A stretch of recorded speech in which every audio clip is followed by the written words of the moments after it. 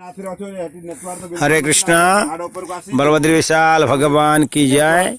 तो ये बद्री विशाल भगवान की माउंटेन में हम खड़े हैं। सामने दिख रहा है नर पर्वत।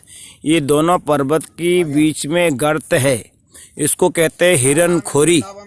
हिरन खोरी अर्थात ये हैं, आगे चल के मैंने कल हमने दर्शन किए थे कदम कानन। तो कदम कानन में भगवान जब रासलीला हो रहा था तो इसी रास्ता में लाखों हिरण भी भगवान की रासलीला को दर्शन करने के लिए गए थे, इसीलिए इसको यहाँ कहा जाता है हिरन खोरी। देखिए बद्री विशाल की चित्रकूट माउंटेन, गंधमार्दन माउंटेन है ना, नर पर्वत, नर माउंटेन, नारायण माउंटेन, ऐसे अनेक प्रकार के माउंटेन चतुर्दिशा में हैं। जो थोड़ी सी क्लियर नहीं दिख रहा है इसीलिए कि वो थोड़े बादल छाया हुआ है। सुबह सुबह हम लोग बद्रीनाथ की परिक्रमा कर रहे हैं, लेकिन ये बड़ी सुंदर है, मनोरम्य स्थान है। और ये आदि बद्री हैं। जो भक्त लोग हिमालय में बद्री जाने की आवश्यकता असुविधा होता है तो यहाँ जब इस बद्री में आ जाते हैं तो बद्रीनाथ का दर्शन हो जाता है। क्योंकि भगवान कृष्ण की पिता माता ब्रजवासी जब बद्रीनाथ के दर्शन के लिए जा रहे थे, उन्होंने कहा इतना दूर जाने की आवश्यकता नहीं है, आप लोग हमें फॉलो कीजिए, मैं आपको बद्रीनारायण के दर्शन कराता हूँ। तो भगवान कृष्ण ने नंद बाबा, यशोदा मैया, ब्रजवासियों को इसी स्थान पर ले आए और यहाँ भगवान श्री बद्री विशाल का दर्शन कराए थे। तो इसलिए ये बद्री और जो हिमालय में बद्री में कोई भिन्न नहीं है। और ये प्रमाण करता है कि ब्रज में सभी धाम, हाँ सभी धाम परिपूर्ण है, ब्रज छोड़ के कहीं जाने की आवश्यकता नहीं है। हाँ, तो ये महत्वपूर्ण है। ब्रज का एक वैशिष्ट्य है कि समस्त धाम, जैसे भगवान पूर्ण पुरुषोत्तम है तो उनकी जो धाम है वो भी पूर्ण है, अपूर्ण नहीं है, कुछ भी यहाँ कमी नहीं। यहाँ जगन्नाथपुरी है, यहाँ हम आपको काम्यवन में रामेश्वरम दर्शन कराएंगे, है ना। तो यहाँ पर स्वयं जगन्नाथ, स्वयं कृष्ण द्वारकाधीश है ना।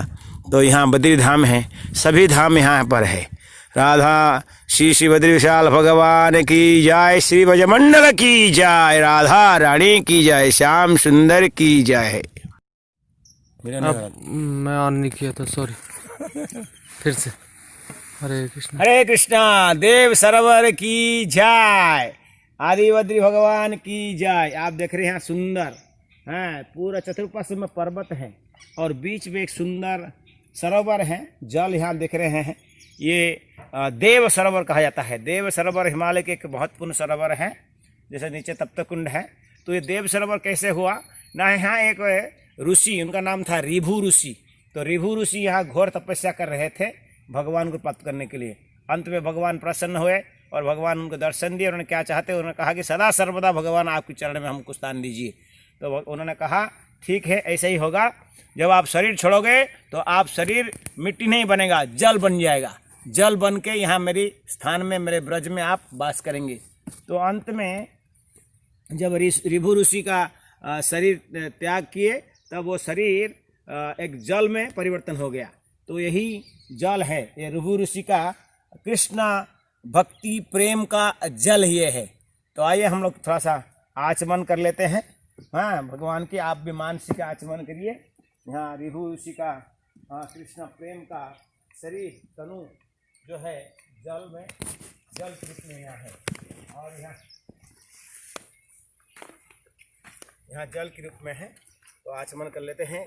बोलो देव सरोवर की जय। बहुत लंबा हो गया ना।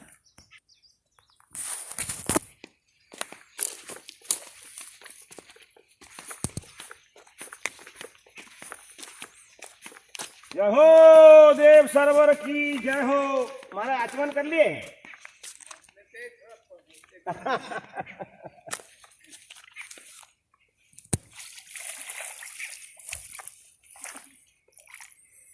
हम पे फेंको थोड़ा।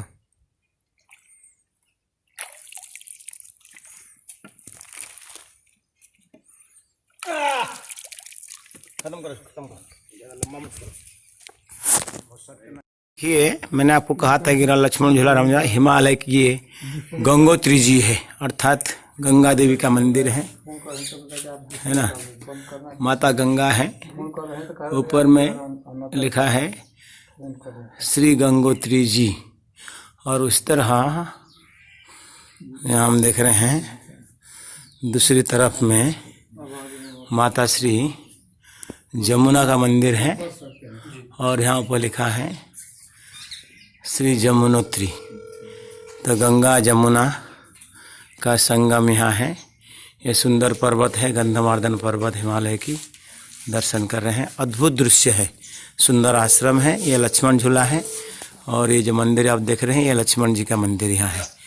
हरे कृष्ण। महाराज जी यहाँ हमारे साथ में हैं, जो परिक्रमा के मुख्य हैं और संपूर्ण विश्व में सबको दर्शन करा रहे हैं महाराज जी। हाँ ठीक है। हरे कृष्ण। बहुत सुंदर है। हरे कृष्णा। बोलो बद्री वृक्ष की जय। आप देख रहे हैं सुंदर सुंदर फल लगी हुई है और बद्री वृक्ष की। हाँ, तो भक्त लोग उसको खा रहे हैं। ये जो बद्री है, बद्री का अर्थात होता है बेर, है ना, बेरी ट्रीज। तो भगवान नारायण जब बद्री हिमालय में तपस्या करने लगे तो लक्ष्मी जी तपस्वी के साथ में एक स्त्री नहीं रह सकती है, तो इसलिए वो वृक्ष के रूप में वृक्ष बन गई और भगवान की छाया प्रदान की। तो इसलिए भगवान को यहाँ लक्ष्मी नारायण नहीं कहते हैं। तो जबकि ये वृक्ष जो है लक्ष्मी का स्वरूप है, लक्ष्मी जो वृक्ष है, लक्ष्मी स्वयं वृक्ष बन गई और नारायण की सेवा छाया देकर की है। तो ये वृक्ष आप यहाँ देख रहे हैं, बेर का पेड़ है। हाँ, ये जो है इसलिए भगवान को यहाँ बद्रीनाथ, बद्री नारायण कहते हैं। ऐसे लक्ष्मीनाथ, लक्ष्मी नारायण को यहाँ क्या कहते हैं? बद्री नारायण, क्योंकि बद्री जो है अर्थात लक्ष्मी है। बद्री का वृक्ष फल आप देख रहे हैं, सुंदर फल है। बोलो बद्री नारायण भगवान की जय, माता लक्ष्मी की जय। बोलो लक्ष्मण झूला की जय। देखिए एक वाइट रंग का पत्थर का पहाड़ जैसे दिख रहा है, बीच में दोनों तरफ झड़ियाँ हैं और सामने पर्वत है। तो बीच में जो वाइट रंग का मार्ग जैसे दिख रहा है ये लक्ष्मण झूला है। और उधर जो वाइट कलर का दिख रहा है, हाँ ये देख रहे हैं, हाँ पूरा लंबा सा, ये राम झूला है और ये लक्ष्मण झूला है। हाँ ये देखिए सुंदर लक्ष्मण झूला और उधर का राम झूला। और बाएं तरफ में नदी आ रही है, वो नदी गंगा जमुना, हाँ सरस्वती, हाँ त्रिवेणी संगम है। हरे कृष्णा। बहुत सुंदर है। हरे कृष्णा। बोलो बद्री वृक्ष की जय। आप देख रहे हैं सुंदर सुंदर फल लगी हुई है और बद्री वृक्ष की। हाँ, तो भक्त लोग उसको खा रहे हैं। ये जो बद्री है, बद्री का अर्थात होता है बेर, है ना, बेरी ट्रीज।